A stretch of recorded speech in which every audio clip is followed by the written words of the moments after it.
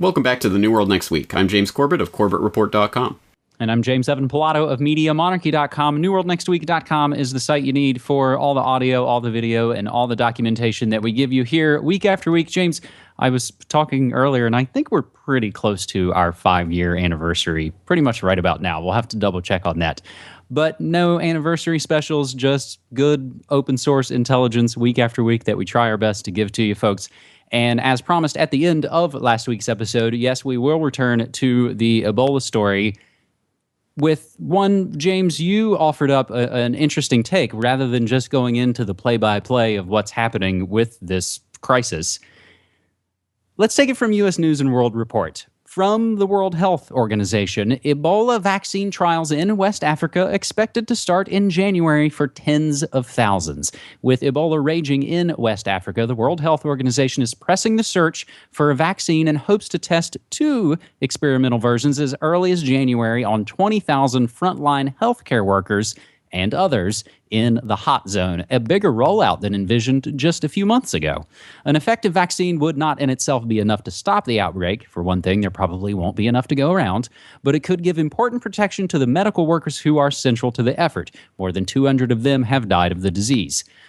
The WHO, which has come under fire for bungling its initial reaction to the Ebola crisis, is helping coordinate trials of 2 of the most promising experimental vaccines. The real-world testing in West Africa will go forward only if the vaccines are proven safe and also trigger an adequate immune system response in volunteers during clinical trials that are either underway or planned in Europe, Africa, and the U.S., the World Health Organization said. Their preliminary safety data is expected to become available by December. Dr. Marie-Paul Keeney, an assistant director general for the UN Health Agency, acknowledged there are many ifs remaining and still a possibility that it'll all fail. But she sketched out a much broader experiment than was imagined only 6 months ago, saying WHO hopes to dispense tens of thousands of doses in the first couple of months of the new year. These are quite large trials, she said Tuesday. One of the vaccines that Keeney mentioned, Okairos AG, is being developed by the U.S. National Institutes of Health, the NIH, and GlaxoSmithKline from a modified chimpanzee cold virus and an Ebola protein. It's in clinical trials now in Britain and Mali. The second frontrunner, James, developed by the Public Health Agency of Canada and known as VSV-EBOV, has been sent to U.S. Walter Reed Army Institute of Research in Maryland for testing on healthy volunteers. It'll also be tested shortly among volunteers in Switzerland, Germany, Gabon, Kenya, and probably more. James, I'm glad you offered this up as the one point I was going to add to this is that many are saying, again, focusing on the quote-unquote bungling and that the World Health Organization missed the disaster of our times. James, the 2 vaccines, so soon. So soon. Well, I mean, that's another part of this story, which again gets into further layers of obfuscation and craziness, which is that NIH has been working on Ebola vaccine since 2001. But if you hadn't cut our funding, we probably could have had a working vaccine by now. So it plays, I mean, so many of these things play into the meta narrative of fund us more, give us more power, give us more control, trust our vaccines. There are so many memes embedded in this that it's disgusting. And it's disgusting to see some of the alternative outlets that seem to be promoting this and taking that, bungling of the response kind of line, rather than calling this out for what it is, which in the United States certainly is complete fear porn right now that is being pushed for the purpose of furthering these goals. One of which, obviously, the insertion of American and British troops into Africa, like they've been wanting to do for years. Kony 2012 was a dud. Boko Haram was a dud. Hey, look, there's a new Ebola scare. Let's go send the troops in. Yay! So that's one aspect of this. The other aspect, of course, the big pharma crap that they're going to try to peddle on the back of this, exactly as the 2009 swine flu was used to peddle billions and billions and billions of dollars worth of vaccines for the manufacturers. Right now we see, of course, Tecmira and ZMapp and all these experimental treatment companies' stocks going through the roof. And now GSK and all the usuals are coming in with their vaccines. So more money to go around for the big pharma eugenicist scum at the top. And on that note, hey, wouldn't you know it, the new Ebola czar just happens to think that overpopulation is the most pressing problem. So a man who thinks there are too many people in Africa and everywhere else is the person who's going to be in charge of dealing with this Ebola crisis. Oh, doesn't that make you feel safe? A couple of things to note on the vaccine front side of this. Of course, Kaini in that press conference also said that don't worry, the Ebola vaccine won't give you Ebola. Which is an interesting statement to make, and one that I had to tweet back at the WHO in order to say, yeah, just like the polio vaccine won't give you a polio, right? With a link back to a video that I did on that in the past.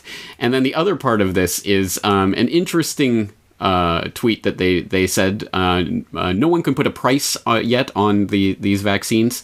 The cost is to be covered by several donor countries and Gavi. And for those who don't know, Gavi is a vaccine alliance based in Geneva, Switzerland, which, if memory serves, was behind the 1990s. I think it was a polio vaccine that ended up sterilizing a bunch of women. It was an abortifacient that they snuck into that vaccine. And also, more recently, Gavi has been held accountable for multiple vaccine deaths and injuries by the Pakistani government and actually ordered to stop their vaccinations in that country. So I had to tweet back at the WHO with a link to that story, and we'll include those links, obviously, in the show notes for this episode. So a lot of stuff going on, but the number one thing I want at least people who are not in West Africa, to take out of this is you are not going to die of Ebola. Do not give into the Ebola fear porn. To whatever extent there really is an outbreak, and whatever extent the numbers are completely manipulated and misleading, exactly as they were in the swine flu. I'll include another link. There's a lot of links, but there's also a link to a 2009 CBS story that showed that the CDC stopped counting the number of swine flu cases during the swine flu outbreak because they kept getting false positives. Tens of thousands of people were told that they had swine flu, but did not. Ultimately, CBS News swept that under the rug. It was going to be broadcast on the evening news. They decided not to air it. It ended up as a website-only piece, but just another piece of the puzzle that shows these organizations, the CDC, the NIH, the WHO, they lie to you in order to line the pockets of their big pharma buddies and for geopolitical interests in Africa. So do not believe what you're hearing about this Ebola hoax, this lie that's being perpetrated right now. We even covered just a couple of weeks ago, just as a sidebar mention of GlaxoSmithKline dumping. James, what was it? I don't have it. Was it polio vaccine or? I don't recall, actually, but yes, and all the other craziness, the $490 million fine in China and the investigations in the UK and everywhere else. GSK is up to their eyeballs in it, and they're the ones who are going to be handling this Ebola vaccine. Yay! And Factor 8 and Bayer, and it's endless. So that could be an endless list of links, James, but we'll leave it there again for now if we can. And continue the strangeness and suspicious activity with story number 2.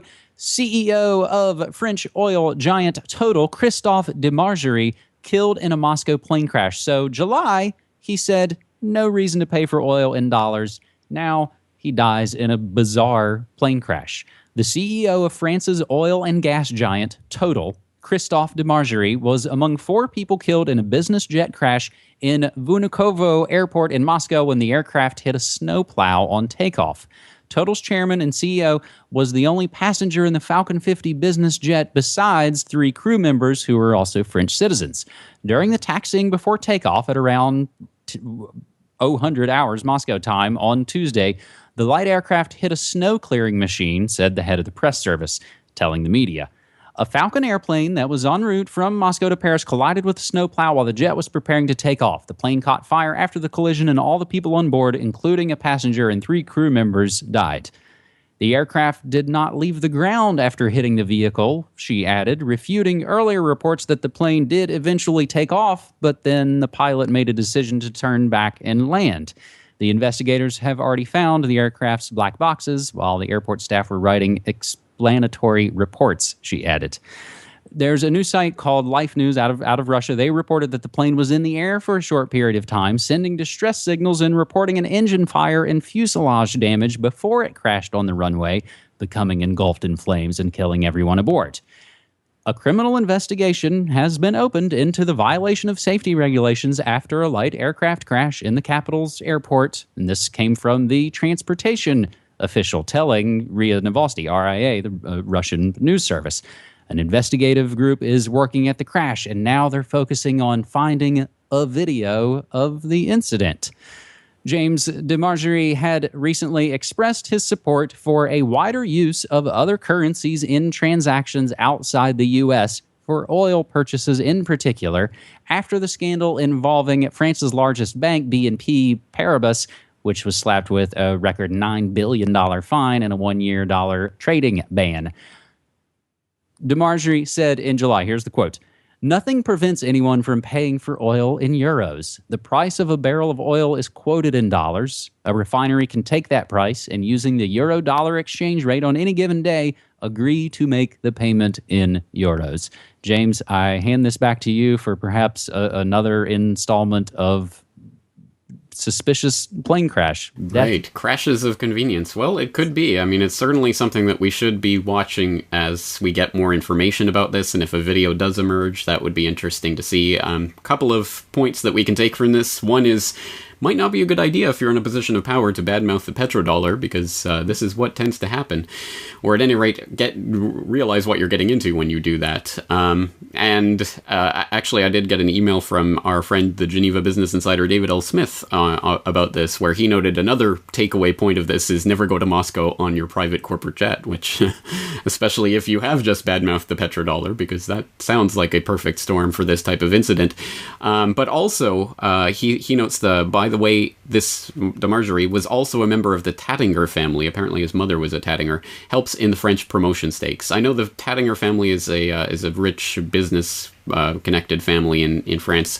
I don't know a lot of the details of that. So if there are some French listeners in the audience that can inform us, please leave some comments or send emails. We'll pass that information along about that connection. But anyway, this is extremely interesting and extremely suspicious, and I think we should watch the development of this investigation. But if what is being reported now is accurate, it does actually sound to me like it was not a put-up of some sort, because I don't know if the Illuminati is recruiting suicide snowplow drivers, but it sounds like the snowplow driver died in this incident as well, so I don't know. I mean, there's a lot of ways this can happen, but it sounds like it may have actually been an accident, which is why we have to take a look at the investigation as it continues to develop. Again, we can't just assume. We have to actually go with whatever the facts are. So let's see if we can get some accurate and honest and open reporting about what's going on there, and see if we can find some more sources. Again, if there's anyone out there in the listening audience who has more information, please pass it along, and we'll share it in the open source investigation that I think is deserved in a case like this, because as you allude to, I do have that podcast series, Crashes of Convenience, where there have been an awful lot of plane crashes of convenience for the powers that shouldn't be, taking care of some of their main opposition in very convenient ways over the years. So we have to keep that in mind when we see an incident like this, and find out as much as we can about what actually happened. And it's also worth noting in the article, it does also go on to mention that they had canceled and delayed other flights earlier in the day due to weather. So again, there are lots of other points to get into, and another great example to tell folks again to go keep searching and again try and report it back to us as well. James, let's finally move to a little bit of good news next week, as we do like to do on some of the segment 3s of New World Next Week. Citizen pulls over police officer. And this actually comes just from the trending Yahoo blog. You never know where you'll find interesting news out in the world. Citizens' arrests date back to medieval times. They're arrests made by a person who's not acting as a sworn law enforcement official. Generally, citizens are encouraged to be mindful of unlawfulness and to take action when they see it. In an attempt to bring attention to the issue of unlawful traffic stops by police impersonators, Gavin Syme of Washington State, just my neighbors to the north here, flagged down a police officer. The former Republican congressional candidate and self-proclaimed Liberty speaker stopped a Washington State police officer last week because he was driving an unmarked vehicle. Syme asked the officer if it was a registered unmarked vehicle for undercover work. When the officer replied that it was a patrol car, Syme informed him of the law, saying, "You're not allowed to have patrol cars that are unmarked. Are you aware of that?" In the state of Washington, police are allowed to drive unmarked vehicles for special undercover work, but not for regular patrols. And it's worth noting this isn't a national law. Talking about Washington State. Simon then went through all the normal steps of a traffic stop, taking the officer's name, asking him to see his license. Then, after a lengthy discussion about the law, Simon let him off with a warning. He urged the officer to speak with his bosses about their illegal patrol cars. As odd as this may seem, Simon explains that he has a reason for this type of activism. He says that police using unmarked vehicles for regular patrols puts citizens in danger because people can never be sure if they're being pulled over by actual cops. On his blog, he wrote, "If you think it's not a serious issue, try asking those that have been raped or lost loved ones because of unmarked cars." And I've heard stories of folks, even in my life, yeah, the police were pulling me over, but it was some dark, weird area that I never was going to pull over to, and I got in more trouble because I didn't pull over when they wanted me to. It's a sticky situation, but a lot of balls on this guy, James. Absolutely. Well, I mean, hats off. Honestly, that is an awesome thing. It's not something that I would necessarily recommend for people to do because, unfortunately, in this day and age, even if it is a real cop, and you never know how they're going to respond or what kind of silliness they're going to get up to. But it does take some brass things. I don't know a polite way to say that to do that. So again, hats off for that. And it is an example of the type of thing that if this was applied more generally, if more people were willing to do this, I mean, you could at least imagine a way in which the system as it exists now would not have gotten to the state where it's in, where people cower in fear of the law enforcement rather than treating them as the servants, the public servants that they are. They are there to protect and serve the public. At least that's what they say. And of course, this, I mean, what happens in Ferguson and everywhere else gives the lie to that lie. But it is good to see people trying to hold these people accountable for their actions. And the fact that this cop was breaking the law, I mean, it's pretty clear cut. It was against the law for him to be doing that. So yeah, again, I'm not sure I can recommend people doing this because you are taking your life into your hands with some of the roid rage craziness, taser wielding, death weapon wielding crazies who are unfortunately in the police force these days. But it is good to see at least some people are starting to do this more, and let's get behind them when they do, because obviously it serves as a good example for others to follow. One that I'm sure that the powers that shouldn't be don't like to see being said. James, one other good news next week note from takebackyourpower.net. Hillary Clinton heckled by U.S. congressional candidate. Is there video to this? I haven't watched it. I haven't seen the video. There might be. I don't know. Okay. Well, we'll just kind of leave it at that, calling it another good news next week. And again, you can submit stories to us on Twitter using hashtag good news next week. And the other way, of course, is using hashtag New World next week. And of course, folks submit stories all the time, such as these. We'll close out this episode 209 as U.S. shells out millions to potential Nazi war criminals. An unbelievable story, James, that came out in this past week, that they knowingly, the U.S. Justice Department, with quotes around it, pretty much knowingly sent a lot of Social Security money to known Nazi war criminals. It's almost like we had some deal with them and brought them over on purpose or something. Meanwhile, cities stealing from citizens by tampering with traffic lights. This comes on Twitter from Mumins. And this is a story, actually, I feel like I followed for a long time on Mediamonarchy. The gaming of the traffic lights to get more money that ultimately lead to death. And a lot of times it turns out that a lot of these cameras and a lot of these stoplight systems are owned by folks like Boeing. And the last note, James, from your Twitter account at Corbett Report, U.S. humanitarian aid is going to ISIS. You mean U.S. aid is giving money to ISIS? I'm shocked to find gambling going on in this establishment. Exactly right. And on the note of heckling, I'll throw in another little headline that made me chuckle. Obama makes rare campaign trail appearance people leave early. So I'm obviously no fan of the election cycle, the selection cycle, and all the silliness around that. But it does allow for some humorous and interesting moments where the politicians are at least momentarily put in their place. So that's good to see. All right, we'll leave things there. Just a jam-packed episode, and it has been about 5 years, isn't it? It's absolutely incredible that we've been doing it this long, and it's just great to be doing this week after week. So James, I applaud you and your tenacity in being here week after week with these great stories. Thank you again for your help. My pleasure, man. Thanks so much.